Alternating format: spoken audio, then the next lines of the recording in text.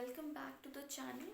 In the previous lecture we have seen the lac operon negative regulation. Today we are going to see the lac operon positive regulation.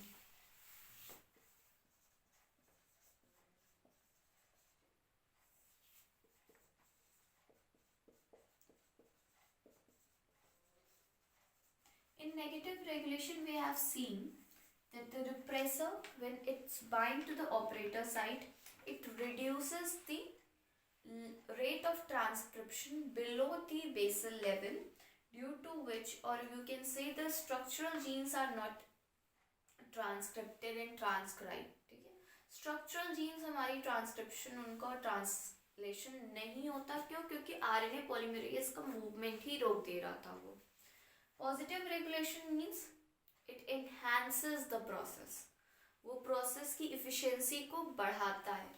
ठीक है, सो यहाँ पे क्या होगा, यहाँ activator होगा. ठीक है, सो यहाँ पे क्या होगा, यहाँ रिप्रेसर के जगह एक्टिवेटर होगा. तो जब एक्टिवेटर होता है तो वो क्या वो बाइंड कर जाता है हमारे एक्टिव बाइंडिंग साइट से, which is present just before the promoter. ठीक है, और वो प्रमोटर के जस्ट पहले प्रेजेंट होता है. फिर जब प्रमोटर से आरएनए पॉलीमरेज बाइंड करता है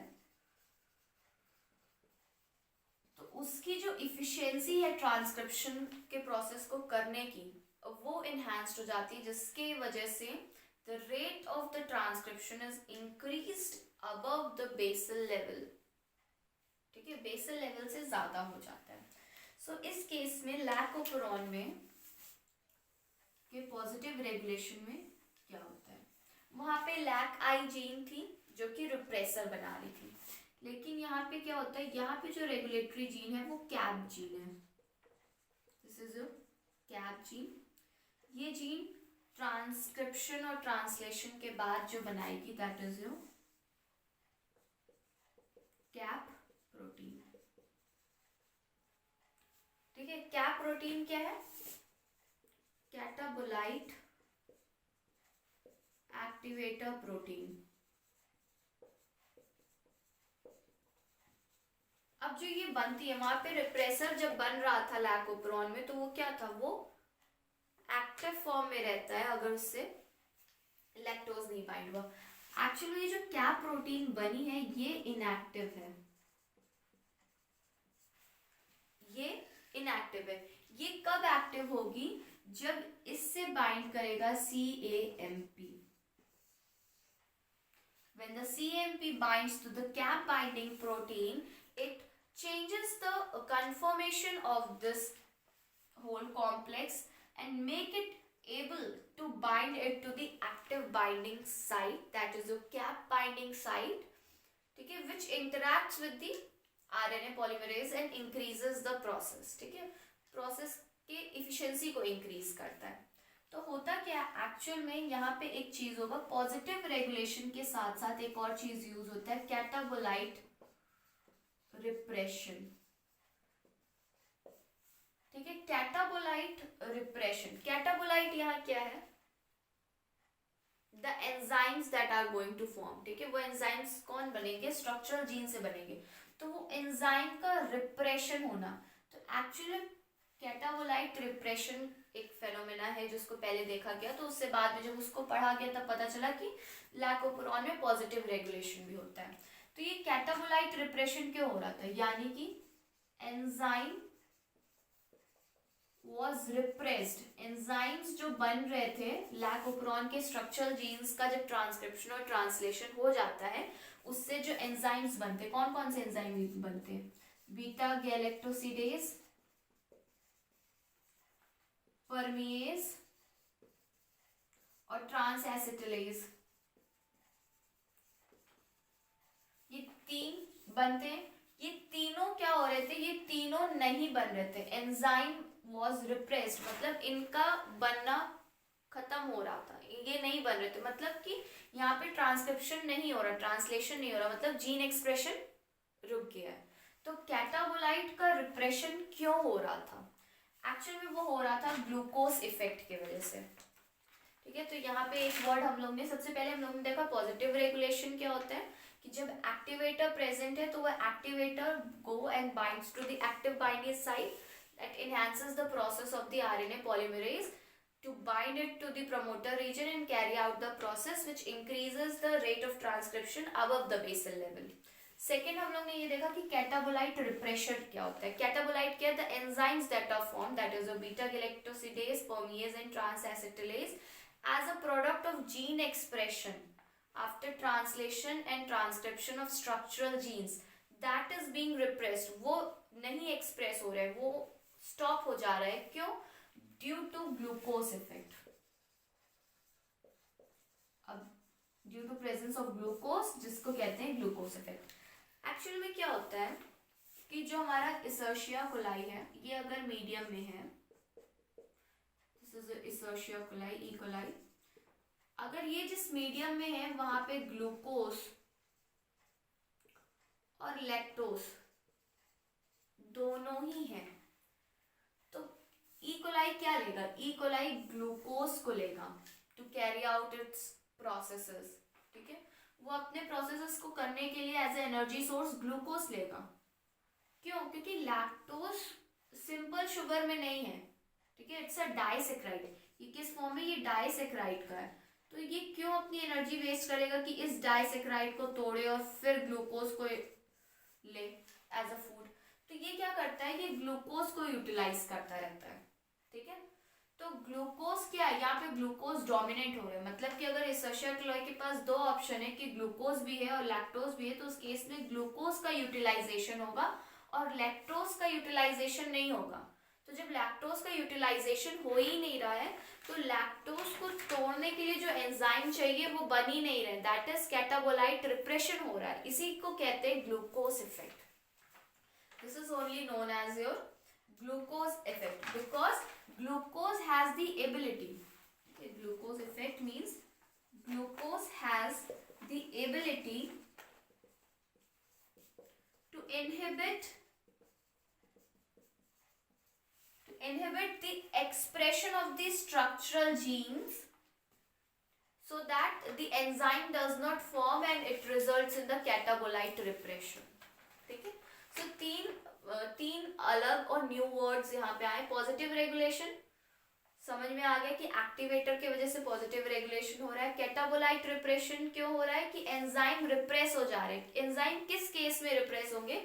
जब ग्लूकोज की क्वांटिटी ज्यादा होगी, या मतलब दोनों ही अगर इक्वल भी है तो भी वो ग्लूकोज को ही यूटिलाइज करेगा. जब उसके पास ग्लूकोज जब तक रहेगा तब तक कैटाबोलाइट रिप्रेशन रहेगा, तब तक वो एंजाइम्स नहीं बनाएगा कि वो लैक्टोज को तोड़े, क्योंकि उसको जरूरत ही नहीं है. क्योंकि वो एनर्जी क्यों अपनी वेस्ट करेगा लैक्टोज को तोड़ने में, जब उसके पास easy form of food available है जो कि ग्लूकोज है.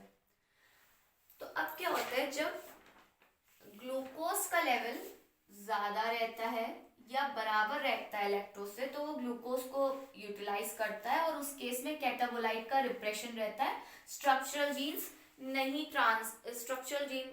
एक्सप्रेस्ड नहीं होती हैं. ठीक है, लेकिन जैसे जैसे ग्लूकोज का लेवल कम होता जाता है, जैसे जैसे ग्लूकोज का लेवल कम होता जाता है और ग्लूकोज खत्म हो जाता है, तो लास्ट ऑप्शन उसके पास क्या बचा? लैक्टोज. तो वो क्या करेगा? वो ये लैक्टोज को यूटिलाइज करेगा, और लैक्टोज को यूटिलाइज करने के लिए उसके पास ये एंजाइम्स होने चाहिए, क्योंकि यही एंजाइम लैक्टोज को ब्रेक करेगा और ग्लूकोज और गैलेक्टोज देगा और ग्लूकोज को ये फिर यूटिलाइज करेगा. ठीक है, तो उस केस में क्या होता है? ग्लूकोज का लेवल जब डिक्रीज होता है तो उस समय CAMP का लेवल इंक्रीज होता है. ये CAMP वो कंपाउंड है जो कि बाइंड करेगा कैप प्रोटीन से और इसको इनएक्टिव से ट्रांसफर करेगा एक्टिव में, यानी इसको एक्टिवेट करेगा. ठीक है, सो पॉजिटिव रेगुलेशन में क्या हुआ कि कैप जीन जो कि अपने आप को एक अपने आप को ट्रांसक्रिप्शन और ट्रांसलेशन करके एक प्रोटीन बना रही थी, that is CAP protein, catabolite activator protein, जो कि कैटाबोलाइट के स्ट्रक्चरल जीन्स को एक्टिवेट करेगी कि वो जीन का एक्सप्रेशन करे, लेकिन वो खुद इनएक्टिव फॉर्म में रहती है. ठीक है, ये खुद इनएक्टिव फॉर्म में रहती है और ये एक्टिव तब होती है जब CAMP से बाइंड करता है। अब जब ग्लूकोज का लेवल ज्यादा है, ठीक है, तो ग्लूकोज का लेवल ज्यादा है, CMP का लेवल कम है या बिल्कुल नेग्लिजिबल है, तो ये तो इससे बाइंड करने की चांसेस बिल्कुल ही कम है और बिल्कुल ही जीरो है, तो उस केस में ये इससे बाइंड ही नहीं करता, इसीलिए स्ट्रक्चरल जीन्स का एक्सप्रेशन नहीं होता। लेकिन जैसे जैसे ग्लूकोज का लेवल कम होता है, CMP का लेवल इंक्रीज हो जाता है और इसके चांसेस कैप से बाइंड होने के बढ़ जाते हैं, जिसकी वजह से ये इसको एक्टिवेट कर देता है। और जब ये एक्टिवेट हो जाते हैं तो ये जाके बाइंड करता है कैप बाइंडिंग साइट पे। Cap binding site is present just before the promoter, promoter के जस्ट पहले प्रेजेंट होता है और ये यहाँ पे जाके इसको कहते हैं CMP CAP कॉम्प्लेक्स, ठीक है, या CRP भी कह सकते हैं इसको, ठीक है। तो ये इससे जाके ये कॉम्प्लेक्स से बाइंड कर जाता है, इसकी कन्फर्मेशन चेंज हो गई इसके बाइंड करने से, तो अब ये केपेबल है, इसके पास है ये कैपेबिलिटी कि ये इससे जाके बाइंड करे। जब ये इससे बाइंड करता है तो उसके बाद क्या होता है, DNA के स्ट्रक्चर में बेंड आता है, bending take place at 90 degree, ठीक है। तो जब ये बेंडिंग होता है तो इसका जो प्रमोटर का रीजन है उस पे जब RNA पॉलीमरेज आके बाइंड किया,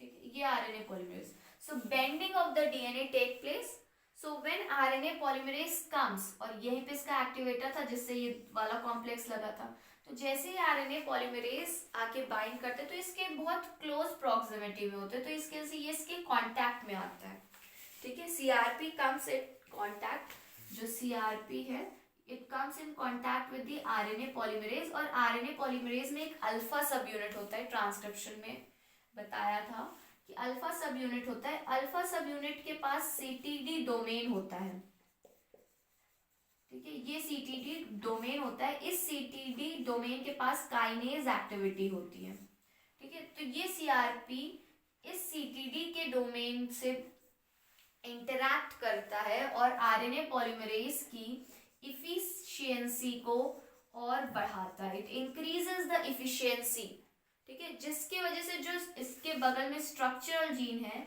LAC Z Y and A, इसका ट्रांसक्रिप्शन होता है और पॉलीसिस्ट्रॉनिक mRNA बनते हैं। वो पॉलीसिस्ट्रॉनिक mRNA आगे जाके जब प्रोटीन बनाते हैं तो उससे जो एंजाइम्स बनते हैं वो बीटा गैलेक्टोसिडेज, परमीएज और ट्रांस एसिटिलेज है। तो मतलब स्ट्रक्चरल जीन्स का क्या हुआ, एक्सप्रेशन हुआ, किसकी वजह से, एक्टिवेटर की वजह से, और एक्टिवेटर क्या है, CAP प्लस CMP, और ये CMP अवेलेबल कब होता है, जब ग्लूकोज डिक्रीज होता है, और जब ग्लूकोज इंक्रीज रहेगा तो वो लैक्टोज को यूटिलाइज ही नहीं करेगा, तो इस फेनोमेना को कहते हैं ग्लूकोज इफेक्ट, जिसकी वजह से एंजाइम्स की सिंथेसिस नहीं होती, स्ट्रक्चरल जीन्स का एक्सप्रेशन रुक जाता है, जिसे कहते हैं कैटाबोलाइट रिप्रेशन।